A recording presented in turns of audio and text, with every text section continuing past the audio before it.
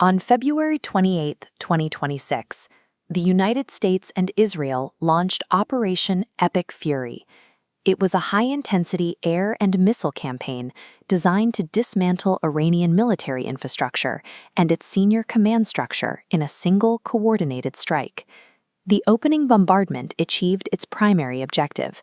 A direct strike in Tehran killed Iran's supreme leader, Ali Khamenei, marking the most significant decapitation strike in the history of the region. Despite the scale of the strike, the Iranian state did not collapse. Tehran responded by deploying its remaining asymmetric forces to close the Strait of Hormuz, effectively halting the flow of energy through the world's most critical transit point. The hope for a swift military conclusion disappeared immediately. What began as a surgical strike transformed into a regional war of attrition with massive global consequences. Following 40 days of escalating combat, both sides agreed to a 14-day ceasefire mediated by Pakistan. The focus of the conflict then shifted to the diplomatic rooms of Islamabad. Publicly, both leaderships projected absolute strength. President Trump announced that the U.S. had already met and exceeded all military objectives, while Iranian state media declared a historic defeat of the American military machine. In private, the situation is far more precarious.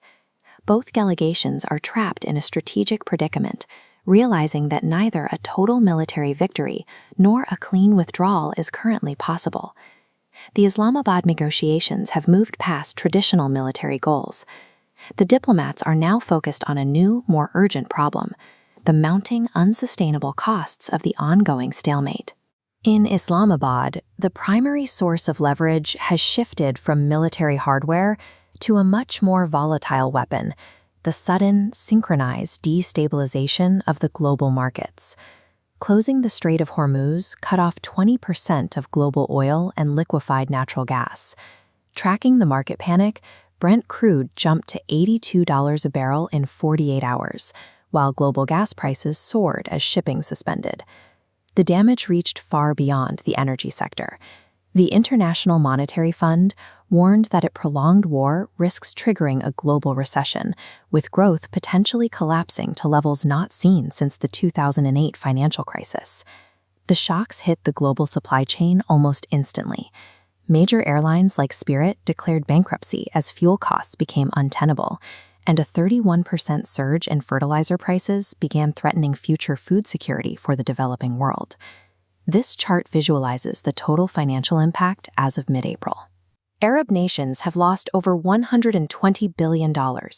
Iran faces at least $300 billion in damage to its own economy, and the Pentagon is already requesting an additional $200 billion to maintain its operations. These negotiations are being driven by a reality where global trade is being held hostage to force a political compromise. The American delegation is pushing a 15-point plan designed to ensure a total Iranian capitulation.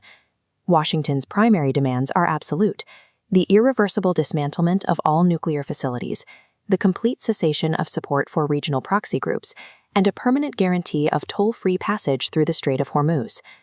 Iran's counterproposal focuses strictly on regime survival and immediate economic relief. Tehran is demanding a formal U.S. non-aggression commitment, continued sovereign control over the Strait of Hormuz, and the full payment of damages for the destruction of its infrastructure.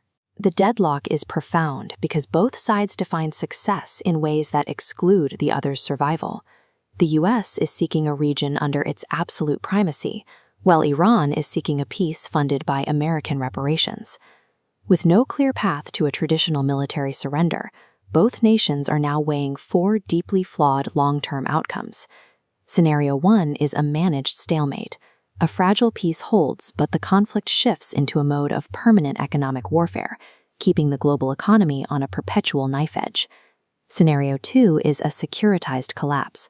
Hyperinflation and infrastructure decay eventually topple the Iranian state, but the result is a nationwide insurgency and internal fragmentation, rather than a stable transition. Scenario 3 is a Sino-Russian windfall. As U.S. resources are strained, China and Russia deepen their material support for Tehran, transforming the Middle East into a central front of a new Cold War. Scenario 4 is a reassertion of primacy. This would require the U.S. to commit over 100,000 ground troops in a second, more decisive campaign aimed at total regime capitulation. The conflict of 2026 demonstrated a new reality. Military infrastructure can be dismantled in days, but the resulting economic damage hits your own borders long before the reconstruction begins. In a fully integrated global economy, a campaign that breaks the supply chain carries a price that even the victor has to pay.